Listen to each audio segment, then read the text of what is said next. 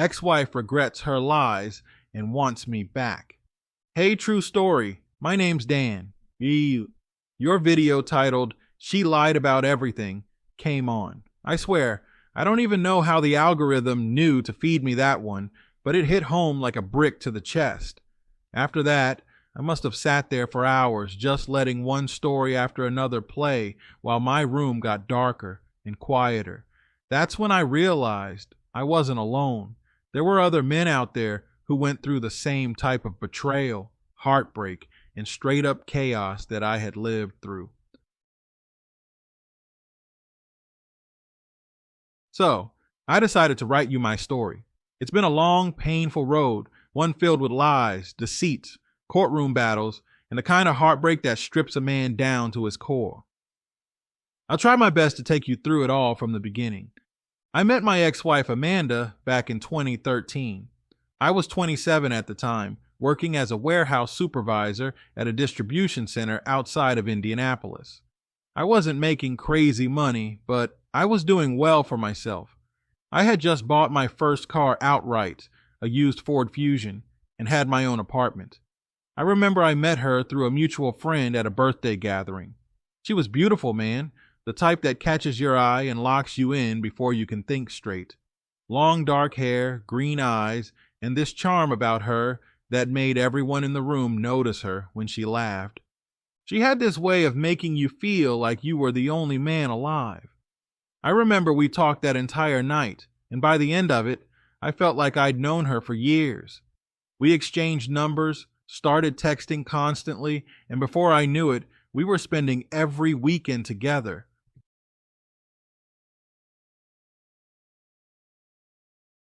In the beginning, everything felt perfect. She made me feel seen, appreciated, and wanted. I was young, stupid, and thought that kind of attention equaled love. But what I didn't know back then was that some people are really good at pretending.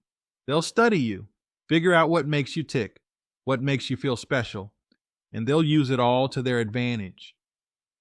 About a year into our relationship, I got into a bad car accident. A semi-truck from a Walmart distribution fleet rear-ended me on the highway during a snowstorm. I was lucky to walk away with just a fractured collarbone and a messed up back. The accident turned into a big legal situation. My attorney told me we had a strong case, and before I even realized what was happening, Walmart's lawyers offered a settlement, a big one. I can't say the exact number, but let's just say I never had to worry about money for a long while after that. And you can probably guess what happened next. Amanda started acting different. She started talking about our future, marriage, kids, buying a house. All things I hadn't even wrapped my head around yet. She'd say stuff like, "We've been through so much together, and God put us together for a reason." At the time, I thought it was love talking. Looking back, I realized it was greed. What I didn't know then, and what would only come out years later, was that during that time, while she was acting like the perfect girlfriend, she was actually seeing someone else behind my back. Her own sister told me that years later, after everything fell apart. Apparently, Amanda had a whole boyfriend the entire time we were dating, and she was using me as her security plan.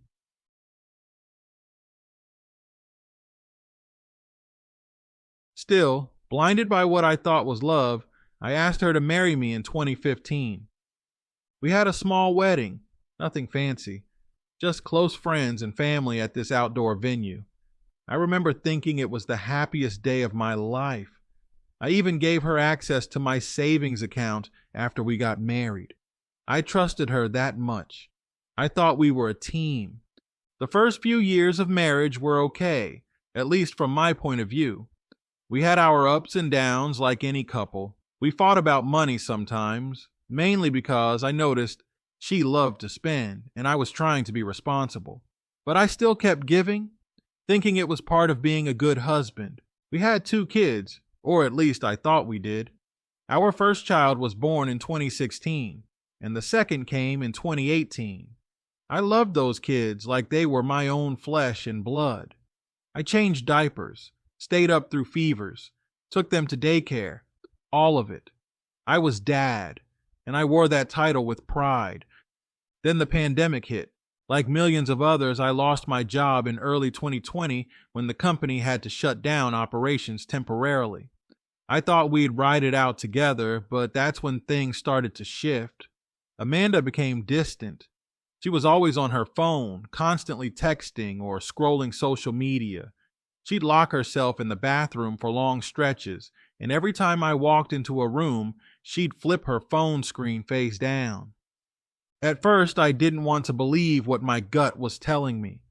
I was already under enough stress, trying to figure out unemployment, bills, and how to keep food on the table. But one night, I couldn't sleep. Something told me to check her phone. I know people say you shouldn't do that, but when your instincts start screaming, it's hard not to listen.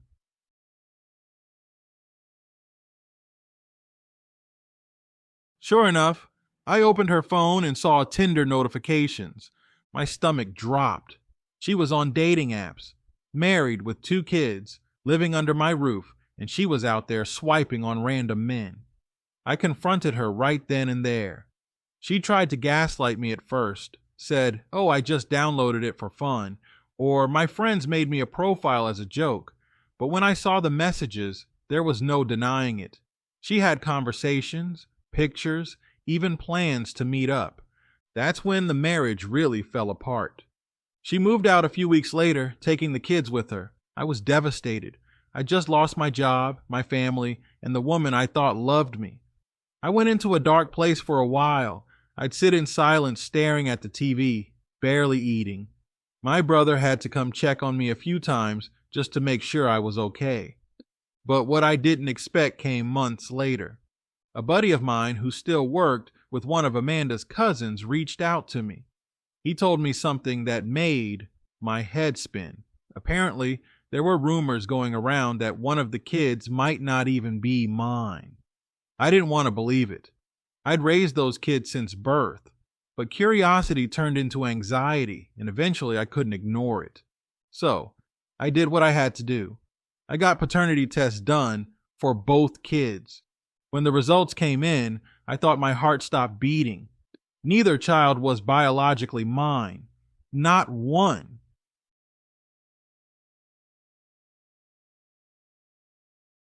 I sat in my car outside the clinic for a long time, just staring at the papers, trying to process it. I'd given 8 years of my life to a woman who lied to me in every possible way. She'd built our entire relationship on deception. I filed for divorce that same week, and man, true, that court process was brutal. It was like watching a woman you once loved turn into a stranger right before your eyes.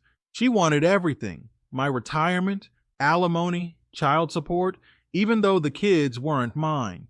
She played the victim in court, crying, talking about how I abandoned the family, while her lawyer tried to paint me as some heartless man. Luckily, my attorney was solid. He pushed for DNA evidence to be admitted and made it clear to the judge that I wasn't the biological father. The judge ruled in my favor, but it still dragged out for months. Every hearing was an emotional roller coaster. I'd see her sitting there, pretending to cry, while I sat there trying to hold myself together. When the divorce was finalized, I felt relief and emptiness at the same time. Relief that it was over, but emptiness because everything I thought was real had turned out to be fake. Afterward, she kept reaching out. She'd text me saying she missed me, that the kids missed me, that we could work things out. She even showed up at my apartment one night crying, saying she made a mistake and that God told her I was her soulmate. I shut the door in her face. Now, don't get me wrong, I wasn't perfect. I'll take my share of the blame. I should have paid attention to the red flags. I should have questioned why she was so eager to get serious after I got that settlement money. But I was naive. I wanted to believe love conquers all. It doesn't. Sometimes love blinds you to the truth that's right in front of you, and sometimes the person you love most will be the one to hurt you the deepest.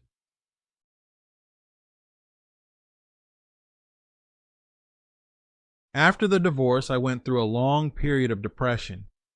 I'd wake up some mornings and just stare at the ceiling, wondering how my life had ended up like this. I questioned everything, my judgment, my worth, my ability to ever trust again. I missed the kids terribly, even though they weren't mine by blood. It's crazy how you can love children who technically have no biological connection to you, but your heart doesn't care about DNA. A few months after everything was finalized, Amanda started posting all over social media quotes about healing and self-love, trying to make herself look like the victim. But what's funny is that the same men she used to flirt with online started airing her out. Screenshots got around. She was out there still doing the same thing she'd done to me, lying to new guys, pretending to be this innocent single mom. Karma's real. One of her own friends even sent me screenshots of Amanda complaining that none of the men she dates take her seriously anymore. Apparently, word got around about how she played me. And now that she's older, her looks are fading and reality's hitting her. She tried to message me again last month saying, I missed the stability we had. What she really missed was the lifestyle. But I'm done. I learned the hard way that you can't build a future with someone who's built their character on lies. I gave her everything. My time, my love, my money, and she gave me betrayal. Still, I'm not bitter. I'm wiser. I know now what kind of woman to avoid. I pay attention to actions, not words. I don't fall for love bombing or crocodile tears, and I don't hand over my trust like it's candy. I've started to rebuild my life. I moved to a smaller place, got a new job, and started focusing on myself. I go to the gym, read more, and even started therapy. It's not easy, but I can honestly say I'm starting to feel like myself again. My brother, who blew through his share of our accident money on booze and women, actually told me he regrets it all now. He said, "At least you learned something from your pain." I just learned how fast money disappears. We laugh about it sometimes, but deep down it's a reminder of how easily life can turn upside down when you trust the wrong people.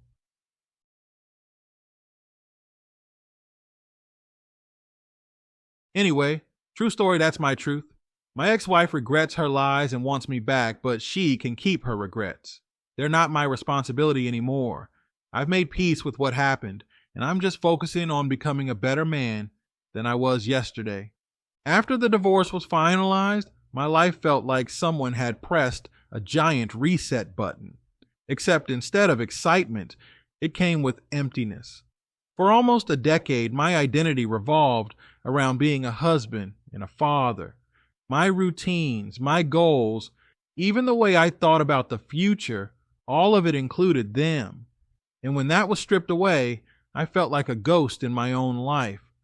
I'd wake up in the same bed we used to share, walk into the kitchen that used to smell like her coffee, and see the little scuffs on the floor where the kids used to drag their toy cars. Every inch of my apartment was a reminder of what I'd lost. The first few months after everything ended were the darkest. I barely left the house unless I had to. My appetite was gone. I lost nearly 20 pounds without trying. My brother would stop by with the groceries and tell me to get up and take a shower, but even that felt like a chore. I wasn't suicidal, but I understood why some men reached that edge, because heartbreak, especially betrayal, doesn't just hurt emotionally. It hits your soul. It breaks your confidence, your sense of control, your faith in people. At that time, I was still unemployed. The company I used to work for had gone under permanently due to the pandemic, and I didn't have the mental strength to start looking for something new. The only thing that kept me somewhat grounded was routine, even if it was just waking up, sitting on the balcony with coffee, and staring out at the empty parking lot. Some mornings I'd listen to your channel, True. Hearing those other men's stories, seeing how they survived, gave me something I hadn't felt in a long time: perspective.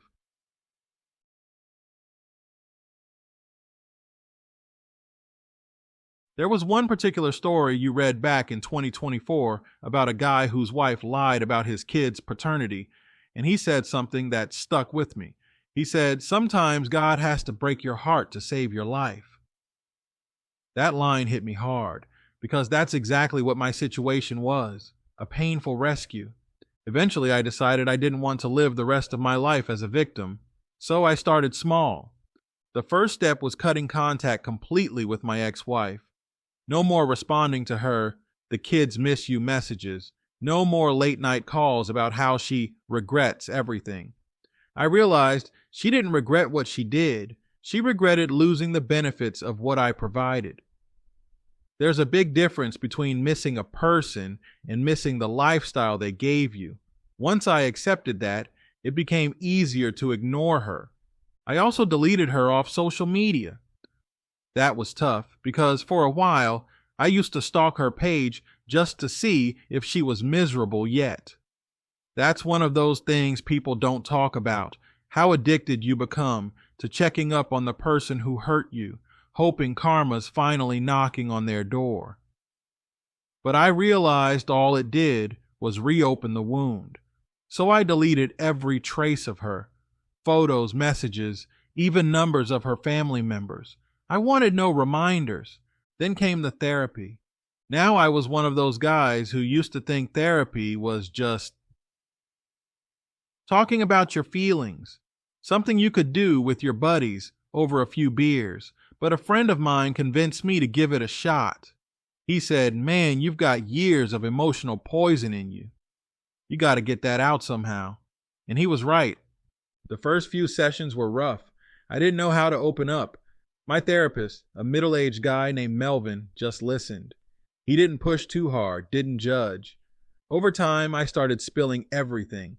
The lies, the paternity test results, the courtroom battles, even the guilt I carried for still loving kids that weren't mine. I told him I felt like a fool for not seeing the signs, and he told me something that changed my entire mindset.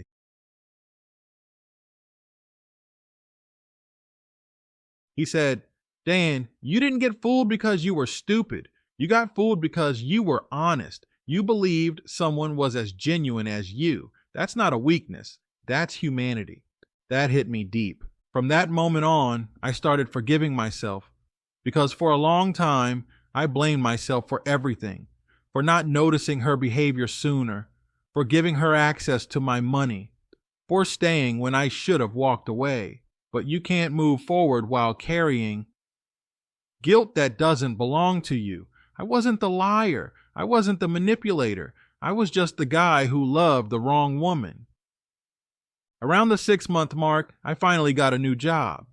A friend from my old company put in a good word for me at a manufacturing plant, and I got hired as a shift lead. The pay wasn't great at first, but it was honest work. The first week I walked in, I felt awkward, like I was starting from zero again. But there was something healing about being productive. Having a schedule again gave my days purpose. Little by little, I started rebuilding myself. I started hitting the gym again. At first, I could barely last 15 minutes on the treadmill without feeling like my chest was going to explode. But I kept pushing. I'd go early in the mornings before work, headphones in, blasting old school hip hop. I remember one morning I looked in the mirror after a workout, drenched in sweat, and thought, "You're still here, man." That was the first time I felt proud of myself in a long time. I also started reconnecting with people I'd lost touch with. During my marriage, I'd isolated myself. My ex didn't like most of my friends, said they were bad influences. I realize now that was just another form of control. But once I was free, I reached out to my old buddies. We started hanging out on weekends, catching up over beers, talking about life. It felt good to laugh again without feeling guilty about it. One of the hardest parts, though, was learning to deal with the loss of the kids. I know legally and biologically they weren't mine, but emotionally they still were. For years, I was the one tucking them in at night, taking them to doctor appointments, teaching them how to ride a bike. The thought of them growing up without me hurt worse than losing my marriage. My therapist helped me through that too. He said, "You can love someone deeply and still have to walk away for your own sanity." That's what I had to accept, that sometimes walking away is the only form of love left. Over time, I stopped having those heavy mornings. I stopped replaying arguments in my head or imagining what I could have said differently. I started sleeping through the night again. The fog slowly lifted. Then something unexpected happened. I started feeling peace.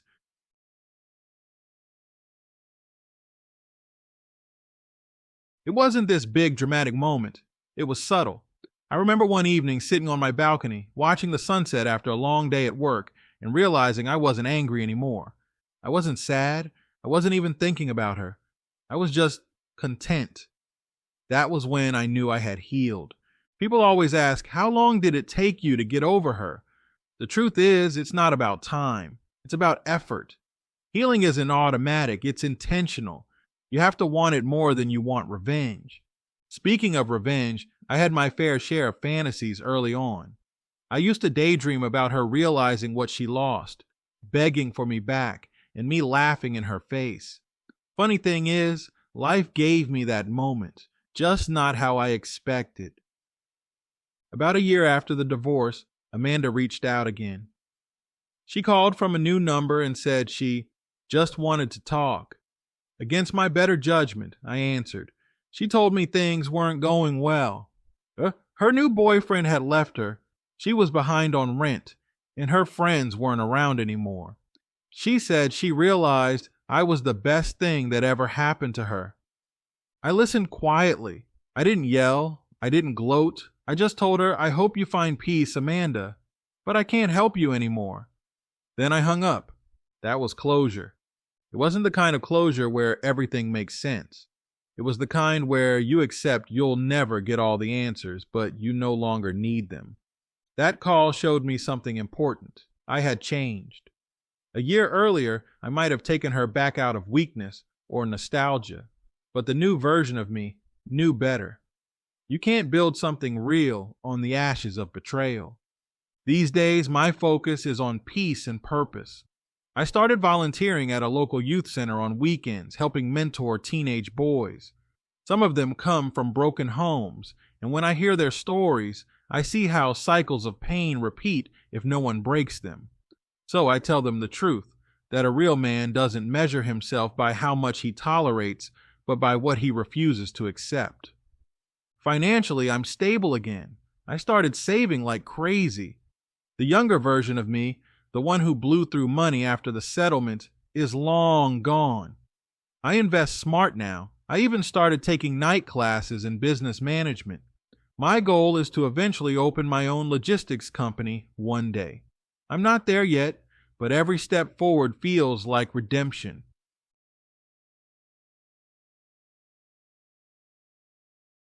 I've also learned to enjoy my own company.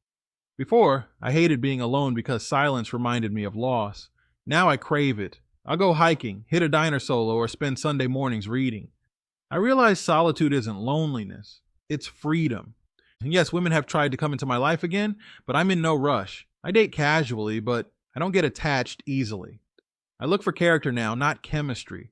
A pretty face doesn't impress me anymore. Integrity does. Funny enough, a few months ago, I ran into Amanda's sister, the same one who told me the truth years ago about her having a boyfriend while we were dating. She told me Amanda is living with her parents again, working part-time, and constantly talking about how she wishes she could go back. I just nodded and said, that's what happens when you build your world on lies. I don't wish her harm, though. I just wish her lessons.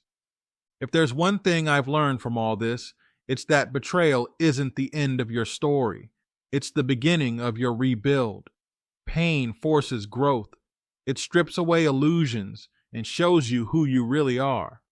Looking back, I don't even recognize the man I used to be. That version of me lived to please others, ignored his gut, and mistook manipulation for love. This version of me, he's grounded, focused, at peace. Sometimes I think God allowed that storm to happen because I wouldn't have changed otherwise.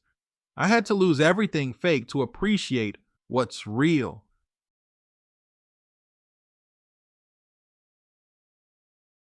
I still listen to your channel, True Story, almost daily. Not because I'm still hurting, but because it reminds me how far I've come. Every time I hear another man's story, I feel that connection again, that shared strength among men who survived the kind of betrayal most people can't even imagine.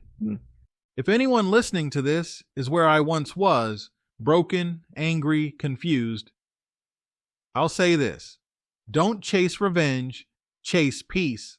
Don't try to prove your worth to the person who couldn't see it. Prove it to yourself. Every small win, every day you get out of bed, every meal you cook, every workout you finish, that's you reclaiming your life inch by inch. I'm not saying healing is easy, it's not. Some nights you'll still wonder why. You'll still have flashes of the past that sting.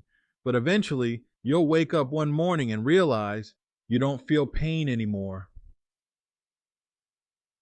Just gratitude. Gratitude that you survived. And I did survive. So, that's where I am now, True. I'm not the broken man who wrote you months ago. I'm not the guy haunted by lies and betrayal. I'm a man who found peace after chaos, strength after weakness, and clarity after confusion. I don't know what the future holds, but I know one thing for sure. I'll never let anyone dim my light again. But let's get real. Real healing. The kind that goes deeper than just moving on. I want to talk about what happens after the pain, when you're left with the wreckage of your life and no idea how to rebuild it. And I want to talk about something that doesn't get enough light: male mental health. Because truth be told, most of us were never taught how to heal. After my divorce, I didn't just lose a wife, I lost my identity. For years, I was the provider, the protector, the strong one. I was the guy who had it together. And when that image cracked, when I was sitting alone in my apartment staring at the walls, I didn't know what to do. The world doesn't give men a manual for that.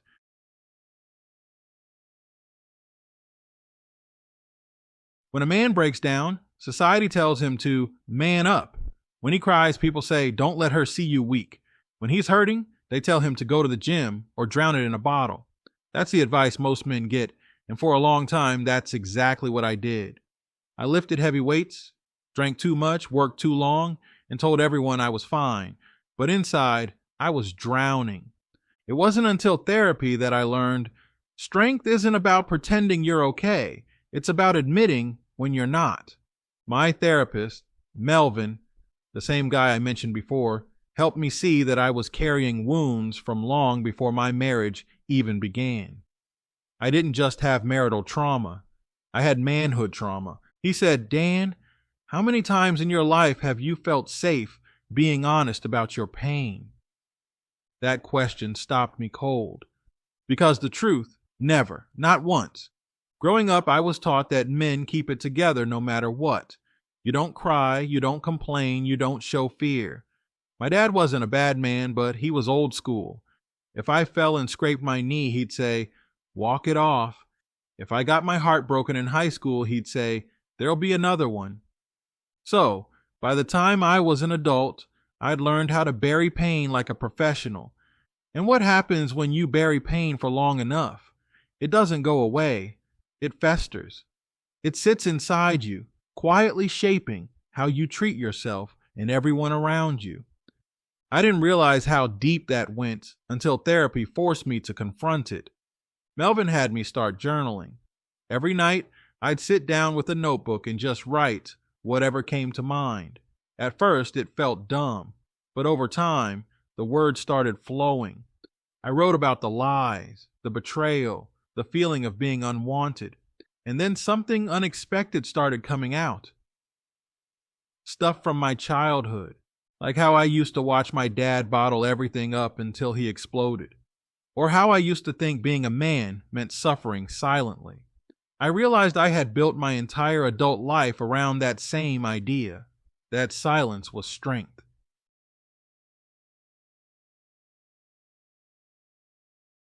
That was a lie. Strength isn't silence. Strength is facing your demons head on, even when they make you uncomfortable. Around the same time, Melvin recommended I join a men's group. I was hesitant at first. I didn't want to sit in a circle of guys talking about feelings, but he told me it wasn't like that. He said, "It's not about whining, Dan. It's about being real. It's about accountability." So I went.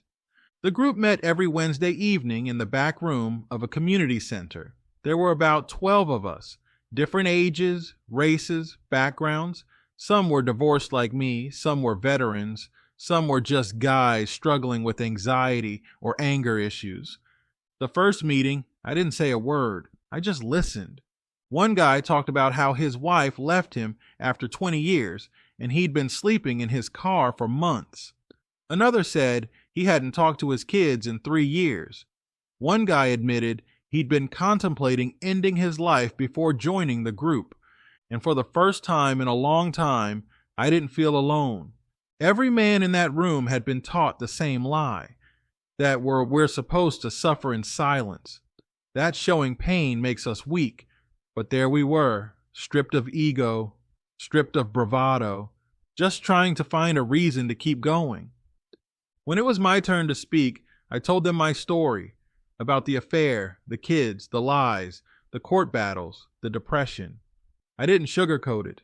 I told them about crying in my car after the DNA results, about staring at the wall for hours some nights, wondering if life would ever feel normal again. When I finished, nobody laughed. Nobody judged.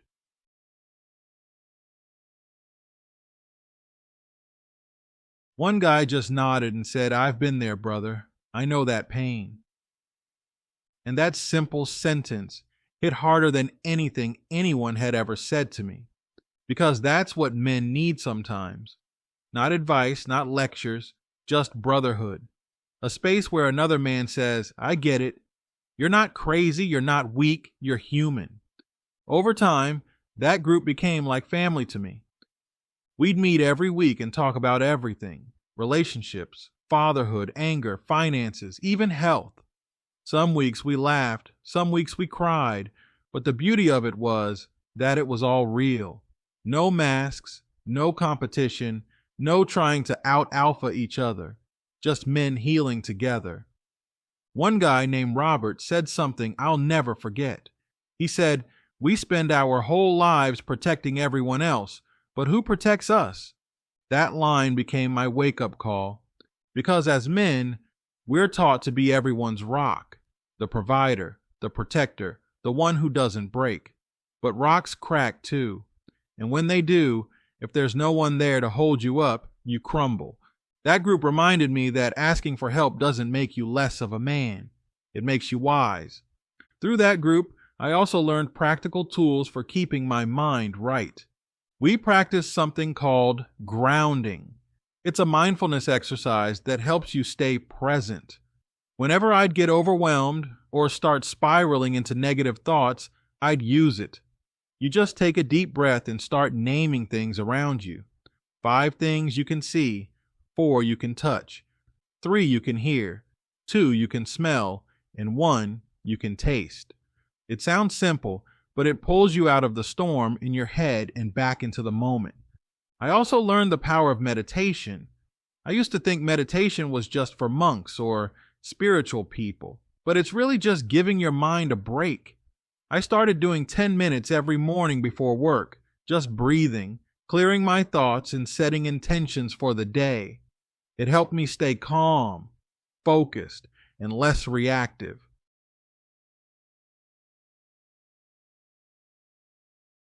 And you know what else I learned? Boundaries.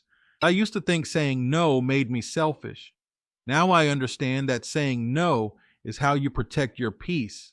I stopped overextending myself. I stopped letting people dump their problems on me while I carried my own in silence. I stopped trying to fix everyone else and started focusing on fixing myself. One of the biggest transformations came about a year after joining the group. We had a retreat, just a weekend out in the woods, away from phones, jobs, and distractions.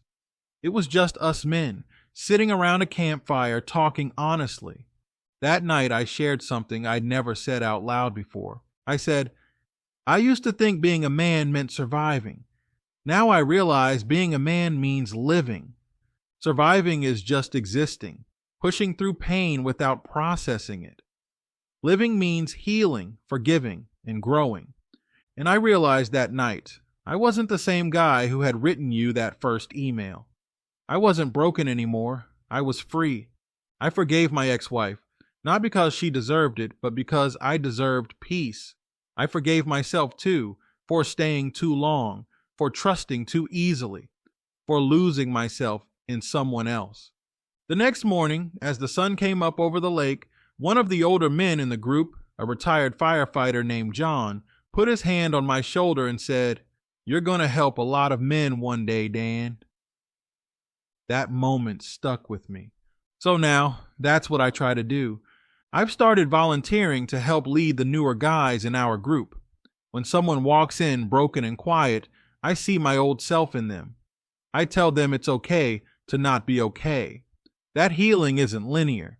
Some days you'll feel strong, other days you'll fall apart, but that's part of the process. And the thing is, healing doesn't mean you forget what happened. It means it stops controlling you. Sometimes I still think about the kids. Sometimes I still think about Amanda. But now, those thoughts don't come with pain. They come with understanding. They were part of my journey. Without them, I wouldn't be where I am now. I've become passionate about men's mental health because I've seen too many good men fall apart in silence.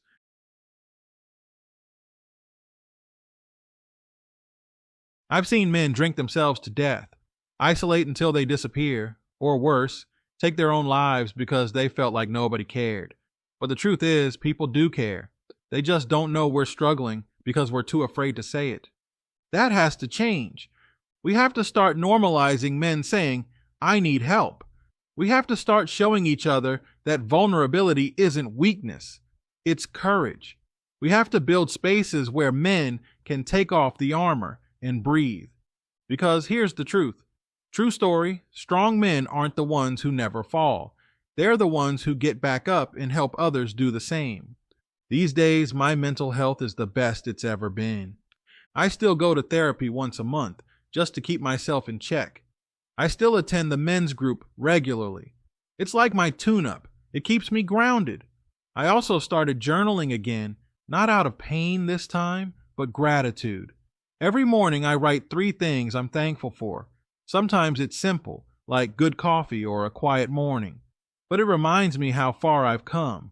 I also started hiking every Sunday. That's become my therapy too. There's something about being out in nature that heals the soul. The quiet, the air, the space to think. It reminds me how small my problems really are in the grand scheme of things. I've also noticed something beautiful. When you heal, your energy changes. People can feel it.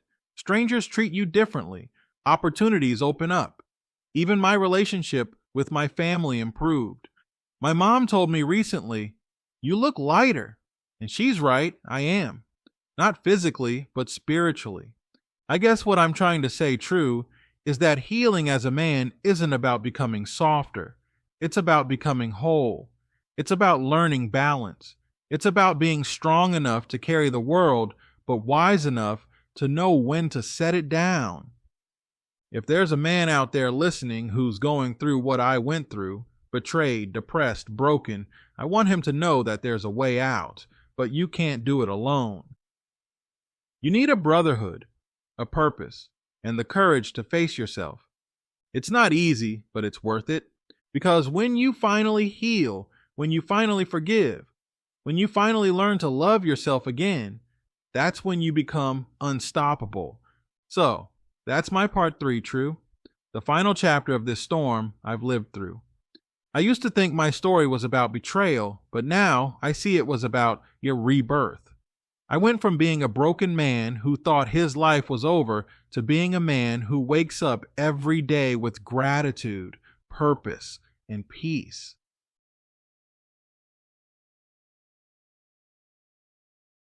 I've learned that healing doesn't make you less of a man. It makes you more of one. Thank you for giving men like me a place to speak, to release, and to remind the world that we bleed too. We just learned how to hide it too well. Hopefully, by sharing this, another man out there will decide to pick himself up, dust off the pain, and start his own journey to healing.